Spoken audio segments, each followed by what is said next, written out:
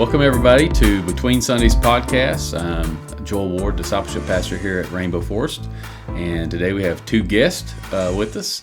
I'm excited about, I'm pumped about having these guys. These are, I consider, friends of mine, and after you experience a week-long endeavor in a foreign country, you get pretty close. And then this summer I've been able to spend some time in the student ministry and just really enjoyed spending time with the students, these guys in particular. And I want them to introduce themselves, tell us your name, your age, and how many trips you've been on, since we're talking about short-term mission trips. And one word to describe this past year's experience. I'm Elias Payne. I'm 16, almost 17, and I've been on 3 trips. And I guess if I had to give a word to this past trip, it would have been exciting going back and seeing friends again. Okay. All right. My name is Sammy. I'm 15. This last year was my second missions trip. My one word was fellowship, because of all of the fellowship that we got to do with our team members and also the members in Guatemala. Awesome. And a little side note, Sammy's relatives was on last week's podcast, and now we brought in the real talent this week, right, guys? We brought the heavy hitters in. And I consider you guys friends, and thanks for coming on the podcast, and really appreciate your time and all your stories and things. So let's go back to the first trips for you guys 3 years ago, or 3 trips ago, 2 trips ago. Kind of what made you say yes on the first trip, and kind of what were you anticipating, expecting? Were you nervous? The first trip, when I first heard about it, I don't know why, but I just felt like I needed to be on that trip immediately as soon as I heard about it. And my mom actually wanted me and my dad and Zach to all go originally. Then one of the pastors here told her that the whole family could go if they want to, because she thought it was only for like teens and adults. Okay. So once she heard that, she made the entire family go. Well, besides me, I wanted to go in the first place. And I wasn't actually nervous. I didn't really think of being nervous, except for when I got onto the plane. Then the nervous struck, because I have a fear of heights. Yeah. Did not enjoy that the first time. Yeah. But then, yeah. Okay. Sammy? So the year before my first trip, my sister and my mom had gone to Guatemala, and when they came back, they were telling all of the stories and the people that they met, and how great a time that they had, and how they felt God's work working through them. And I just felt like I need to go to this. And so the next year I decided to go with them, and that was one of the greatest things I've done in my life. And it really helped me grow closer to the Lord. Amen. I wasn't really nervous. I was a little bit nervous about disease. Yeah. But other than that, it was all just excitement. Yeah. Being ready. That's awesome. It's something about like that first draw, like it just captures your heart, and something about it, like young people hear a missions trip, and a lot of people are like, I don't know, I'm not sure, I'm kind of scared. All these fears kind of well up in your mind about the unknown and what will we be doing. But that first year, both of you had parents go along with you, right? So kind of talk about that experience. What was that like, going, to an unfamiliar place, but with familiar people? First year, most of the time, I actually went on different buses just to get away from my family, because I was hoping that I would be like free from that on this, instead of being surrounded like them, back at home. But did you have a little bit of comfort knowing that they were there? Did it matter to you? No. Okay. That's why I was perfectly fine going by myself for the next 2 years. Yeah. It really helped just a comfort knowing that if anything went wrong, my mom was there to like help me with anything that I had going on. Yeah, I would say that would be a great comfort. And for me, going this year with you guys, I didn't really know what to expect, but you guys are like veterans now, and it was neat to see just your calmness, like because you had been there before, and but yet your excitement to go back and to see people that you've already met with the HTM team, and just people in the churches, people in the communities. And that was exciting to me. Matter of fact, on the first flight, I sat next to Elias. Yeah. And the challenge was on this trip was, could I get a picture of Elias's face? And that was a challenge by your parents, by the way. Completed it on the first flight. For a first flight. I was like, I want to just nail this right now. I'm too tired to care. Because we were there pretty early in the morning. Yeah, I'm like, do whatever. I'm too tired to care at the moment. It was great. It was a great time. But looking back on some of the trips, whether it was this year or previous years, tell us about someone or something that you encountered or you were a part of that's hard to forget. It's just one of those moments, one of those. Maybe it's a person, and we can kind of talk about the different people that we encounter there, or just something that you ministered in some way. The second year, we went on a home visit. I was with Ruth, Lois, and Zach Golnick, the youth pastor, who's not here anymore. We went to this lady's house, and she let us come in, and she wanted to accept Christ. So Ruth told her about Jesus, and I just can't forget about that moment. Wow, that's awesome. The thing that always sticks out every year is going to the different pastors' churches and just seeing how they care about the people in their community, even though many of the people in the community probably dislike the church and hate some of the members of it, but they don't care about that. They still love them and try to help them through that. It's really humbling. Opportunities of service, like when we're there, serving other people, our own team, the people of the community, and people in the churches. It brings a sense of humility, and I saw that in both of you guys. Matter of fact, there was moments where I would just kind of stand back and watch you guys serve, and it was, it just made me smile, and at the same time brought tears to my eyes to think like you guys are passionate about being there. You guys wanted to be there. Nobody forced you to be there. You feel called to be there, and you were doing what you felt called to do, and that's so fulfilling, wouldn't you say? Like that sense of fulfillment in that, and that what really draws you back to want to go again and over and over? Yeah. What are some of the ministry opportunities, maybe if somebody who hasn't gone, that you really enjoy, maybe that have impacted you? You mentioned about home visits, talking about going to the churches. Kind of describe that a little bit more to those maybe who haven't gone, maybe who are contemplating going at some point in the future. Well, with helping with the kids, it's very similar to doing what the Kids Club Plus is here, because we run it similar because it just is easier that way. Yeah. And so in like past years, we would all meet, like in the first year especially, we worked with the same church all 3 days for VBS. So in the morning, we would all meet up, and Abby would lead songs. Then we would split up. I was actually in charge of some of the little ones, getting them to different places. There was a game section, a craft section, and a story time. And I'll just lead the little kids to the different parts, and crafts, story, games. And we would just during games we would just hang out, mess with a soccer ball or parachute or whatever we had on hand.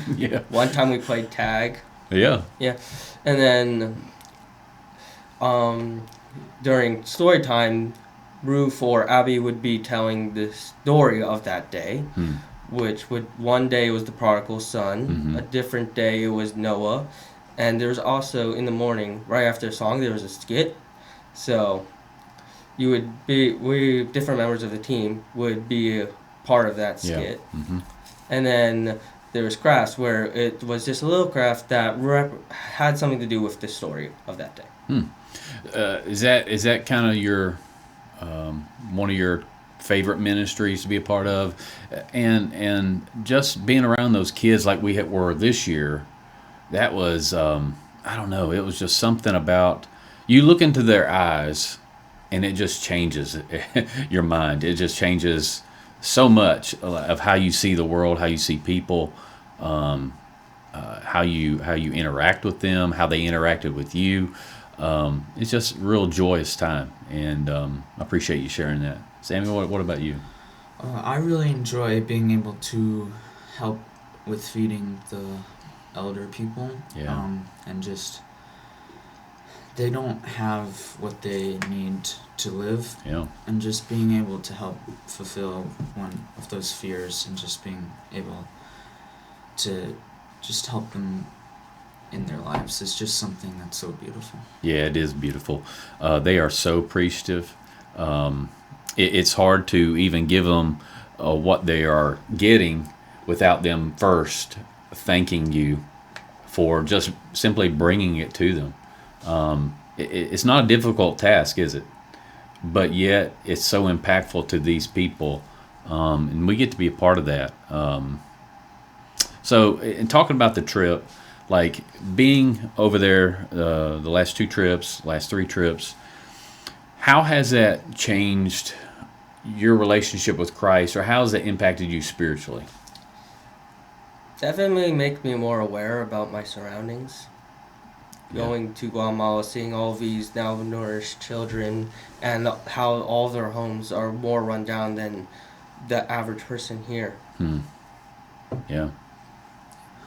It definitely helps seeing that we live in a country where it's so easy to worship the Lord, and there's no issues with worshiping the Lord. But then we go to Guatemala and we see all the struggles and things that the Guatemalans have to go through to be able to worship the Lord, and it just opens my eyes. Yeah. Like the church we were in this year, no air conditioning, barely like one fan over there in the corner. Not sure it was even on. We had just a dog roaming through the congregation. Sometimes it was on the stage. Sometimes it came over to us. Just all around. People going up and down the street in cars and loudness, and yet really a very limited sound system. But that didn't keep them from worshiping, and that was just a refreshment for me spiritually, just to see that you don't have to have all these other things to worship the Lord. Worship of the Lord is a heart attitude that we cultivate and that we have and that we bring with us to church. Really, what is something I saw you change hats? That's awesome. Elias is the hat man. As soon as he found one for this year, he bought it right there at the first market, I think, and yet there was other ones that you were looking at, and so what is something that, not necessarily physically, but what is something that you brought back from Guatemala? Besides the hats, it's the memories of all the people I worked with during the week. Yeah, Definitely. Getting to fellowship with the people there. Yeah. What's it like teaming up with a team? The Hernandez team that's there.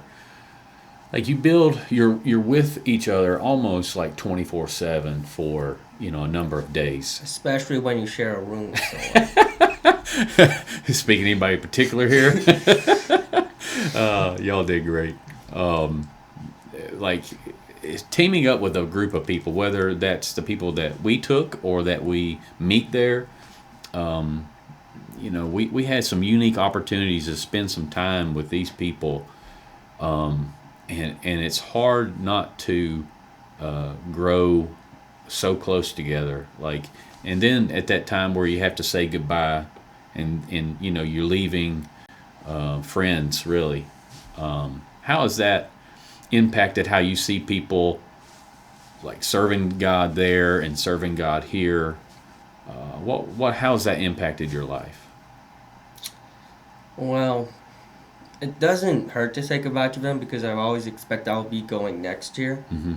I never thought that I wouldn't go next year. Sure. That hasn't crossed my mind. But seeing other people here work in God's ministry, it just reminds me that I helped the Hernandez team back in Guatemala to do that. Yeah. So. Yeah. It's just always so great getting to go and just be welcomed by them, even though we're from different countries and we might believe slightly different things or something like that. It's still so great to be able to just go and connect with them through Christ. Amen. That's the main central theme. We're there to proclaim Christ and to give as much of the gospel as we can to as many people as we can, and just love on people in the way that Christ would. So in future endeavors, like what do you guys see as far as like missions, in your heart for missions and short-term trips? Can you see yourself going back to Guatemala? Can you see yourself going to another country, another space? Do you desire to go? Kind of how's the Lord working in your heart for those things in the future? I will definitely go back to Guatemala. I definitely plan to, if there's the trip. And then doing later in life, where going more a bit long-term missions trip, I can definitely see myself doing that one day. Amen. Amen. Thanks for sharing that.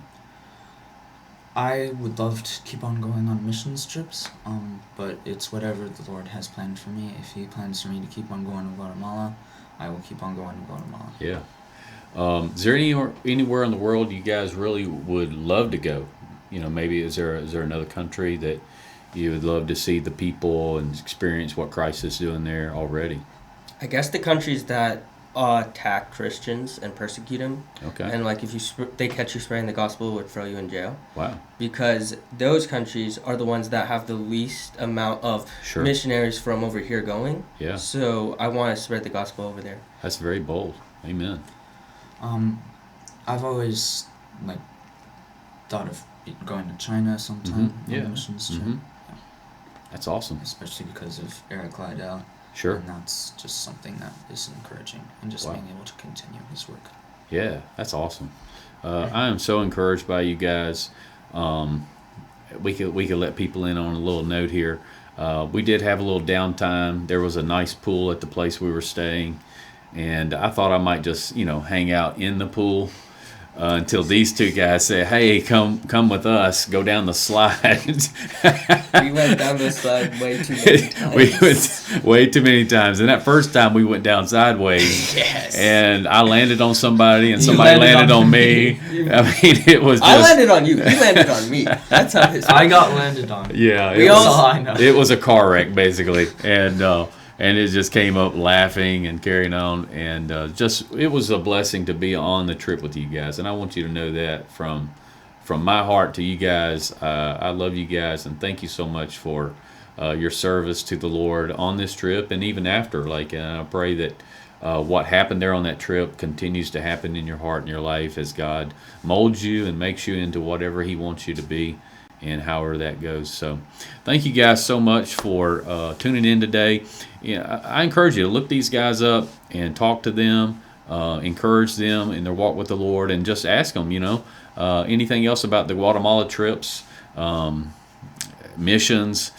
These guys have a deep spiritual walk with the Lord, and I appreciate these guys so very, very much. And God bless you. I hope you have a wonderful week.